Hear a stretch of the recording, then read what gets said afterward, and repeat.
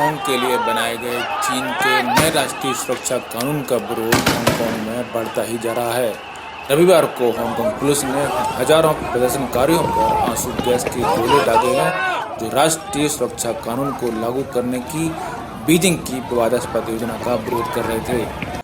बता दें कि दुनिया का फाइनेंशियल केंद्र बन चुके अर्ध स्वायत्त हांगकांग में फिलहाल एक देश और दो व्यवस्था का कानून लागू है और इसमें हांगकांग निवासियों को कई ऐसे अधिकार मिले हुए हैं जो चीन के निवासियों को हासिल नहीं हैं।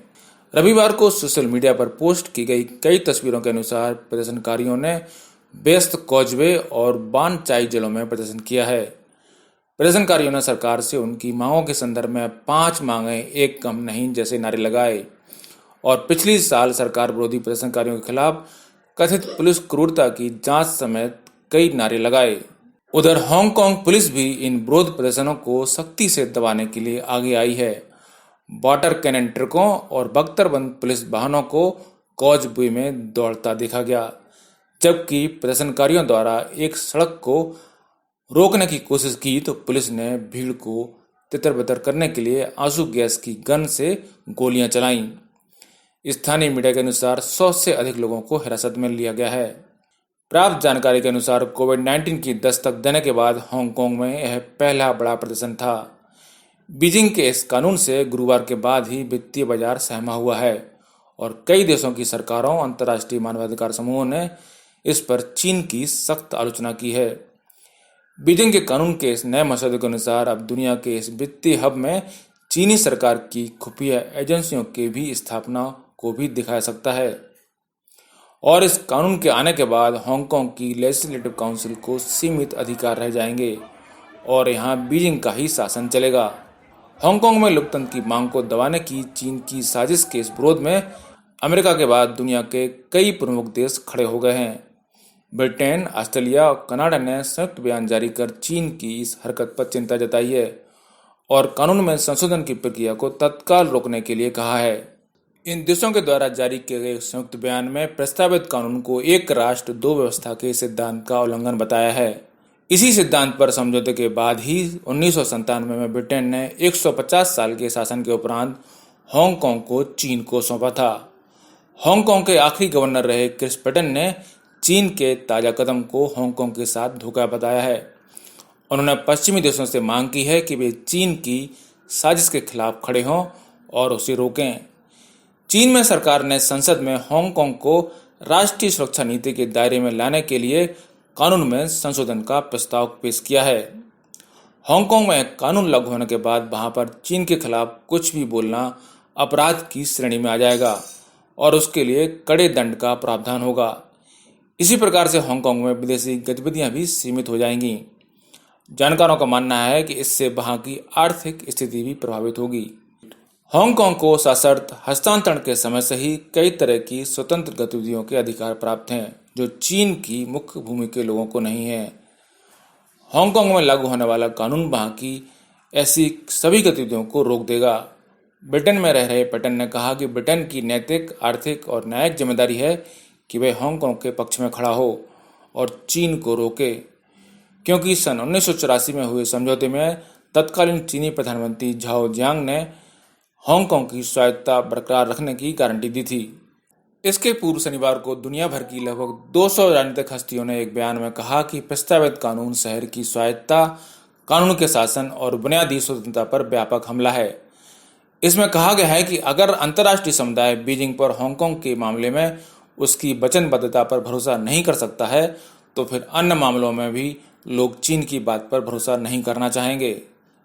वहीं पैटन ने तो 5G मसले पर भी चीनी कंपनी हुआवे के साथ हुआ समझौता तोड़ने की ब्रिटेन को सलाह दी है। चीन के इस कदम पर अमेरिका सबसे पहले विरोध जता चुका है।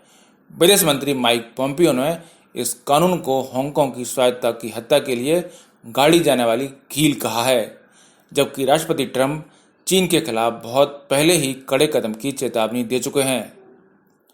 चीन ने सफाई दी है कि राष्ट्रीय सुरक्षा कानून लागू होने से हांगकांग में विदेशी निवेशकों की स्थिति पर कोई असर नहीं पड़ेगा। विदेश मंत्रालय के हांगकांग कार्यालय की ओर से जारी बयान में चीन के आंतरिक मामलों में हस्तक्षेप करने वाले देशों की निंदा भी की गई है।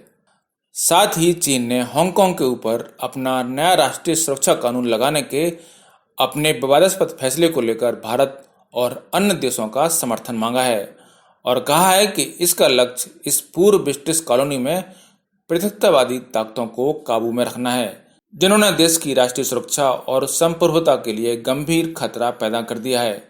किसी भी अंतर्राष्ट्रीय प्रतिक्रिया की धार को कुंद करने के लिए चीन ने नए मसौदा कानून के कारणों को स्पष्ट करते हुए भारत एवं अन्य देशों को लिखे पत्र में कहा है कि हांगकांग विशेष प्रशासनिक क्षेत्र में राष्ट्रीय सुरक्षा बनाए रखना विशुद्ध रूप से चीन का अंदरूनी विषय है।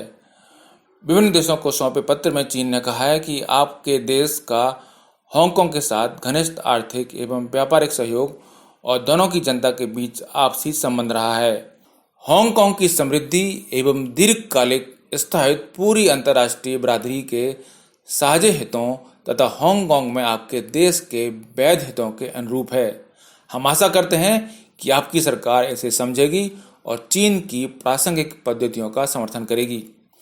इस पत्र में कहा गया है कि 23 साल पहले हांगकांग चीन को लौटाए जाने के बाद से ही हांगकांग एसएसआर ने चीन के संवैधानिक एवं मूल कानून के अनुरूप राष्ट्रीय सुरक्षा की खातिर अपने संवैधानिक दायित्व का निर्वाह नहीं किया है। उसमें कहा गया है कि हांगकांग की कानूनी प्रणालियों में स्पष्ट खामियां हैं और उसे लागू करने की प्रणाली का अभाव है। हांगकांग में विरोधी तत्वों ने चीन की मुख्य भूमि के प्रति अलगाववाद, तोड़फोड़, घुसपैठ और विध्वंसक गतिविधियां चलाने के लिए बाहरी तत्वों से हाथ मिला लिया है। पत्र में कहा गया है कि पिछले साल हांगकांग में संशोधन विधेयक पर उथल-पुथल से एसएसआर के कानून के शासन उसके स्थायित्व को बड़ा नुकसान पहुंचा तथा अर्थव्यवस्था एवं लोगों की जीविका इससे तहस नहस हो गई। पिछले साल से हांगकांग में लाखों लोग अधिक स्वायत्तता और चीन के कम दखल देने की मांग को लेकर प्रदर्शन कर रहे हैं। हांगकांग में रविवार को हुआ विरोध प्रदर्शन शुरू में एक विवादास्पद राष्ट्रीय गान विधेयक के खिलाफ आयोजित था, जो बुधवार को विधान परिषद में दूसरी बार विचार के लिए आया है। लेकिन प्रस्तावित राष्ट्रीय सुरक्षा कानूनों के प्रावधानों को लेकर यहां प्रदर्शनकारी एक बार फिर सड़क पर आ गए, जबकि इस समय हांगकांग में कोविड-19 की चुनौती को देखते हुए सोशल डिस्टेंसिंग के नियम लागू हैं और लोगों को एक साथ जनसभा करने पर रोक लगी हुई है। जानकारों का कहना है कि वाशिंगटन और बीजिंग के बीच बिगड़ते रिश्तों में हांगकांग तेजी से एक मोहरा बन गया है। इसके पूर्व पिछले साल जून में सरकार के खिलाफ विरोध प्रदर्शनों ने इस शहर के सामने पिछले दशकों का सबसे बड़ा राजनीतिक संकट उपस्थित कर दिया था, जिसने अर्थव्यवस्था को नुकसान पहुंचाया और शी जिनपिंग को 2012 में सत्ता में आने के बाद सबसे बड़ी चुनौती पेश की थी। हांगकांग के पूर्व विधायक नाथन ला, जो लोकतंत्र समर्थक डेमोक्रेट्स के संस्थापक अध्यक्ष भी हैं, ने लिखा है कि अगर नया कानून हांगकांग में लागू हो जाता है तो ये इसके निवासियों को सही मायने में सुरक्षा के लिए वास्तविक खतरा है। नाथन ने चेतावनी दी है कि नए कानून में हमारी बोलने की स्वतंत्रता, विधानसभा और राजनीतिक विश्वासों को शहर के लिए इस नई कानूनी प्रणाली द्वारा सुरक्षित नहीं किया गया है। चीन में मानवाधिकार की बात करने वाले जो अत्याचार और कारावास देखते आए हैं, वो सब अब हांगकांग में भी हो सकता है। जोशुआ वोंग और खुद उन जैसे कार्यकर्ता अब अधिकारियों के निशाने पर हैं।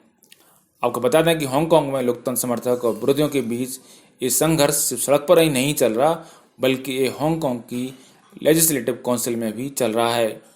मई 2020 के ही महीने में दूसरी बार सोमवार को हांगकांग की विधायिका में झड़प की नौबत आ गई, जब बीजिंग समर्थक एक विधायक को एक प्रमुख समिति का अध्यक्ष चुना गया। यह समिति विधेयकों की जांच करती है। इस निर्वाचन के साथ ही लोकतंत्र समर्थकों के साथ लंबे समय से चल रहा विधायिका में संघर्ष समाप्त हो गया। इस दौरान विधायिका में हाथापाई और मार्शल बुलाने की नौबत भी आ गई। अधिकांश लोकतंत्र समर्थक विधायकों को सदन के बाहर कर दिया गया, जिसके बाद मतदान हुआ और बीजिंग समर्थक विधायक स्टेरी ला आसानी से जीत गईं। अब हांगकांग की लेजिस्लेटिव काउंसिल में स्टेरी ली के चयनित हो जाने से एक विवादित विधेयक के पारित होने की संभावना बढ़ जाएगी, जो चीनी राष्ट्रगान के अपमान को अपराध बना देगी। चलते चलते आइए आपको बता देते हैं कि वो कौन सी 5 मांगे हैं जिनको माने जाने की बात हांगकांग में लोकतंत्र समर्थक बीजिंग की चीनी सरकार से कर रहे हैं। इन मांगों को 5 मांगें एक कम नहीं का नारा दिया गया है। ये मांगें इस प्रकार हैं: विरोध प्रदर्शनकारियों को दंगाई के रूप में परिभाषित नहीं किया जाए, गिरफ्तार प्रदर्शनकारियों को माफ किया जाए, पुलिस क्रूरता की एक स्वतंत्र जांच हो, पूर्ण सार्वभौमिक मताधिकार लागू किया जाए, विधेयक को वापस लिया जाए। हैरानी की बात यह है कि ऐसे समय में जब दुनिया कोविड-19 से लड़ रही है, चीन पूरी दुनिया में संघर्ष और तनाव के नए नए मोर्चे खोल रहा है। अमेरिका के साथ चल रहा तनाव तो जग जाहिर है, लेकिन इस बीच चीन ने ऑस्ट्रेलिया से एक ट्रेड वॉर शुरू कर दिया है।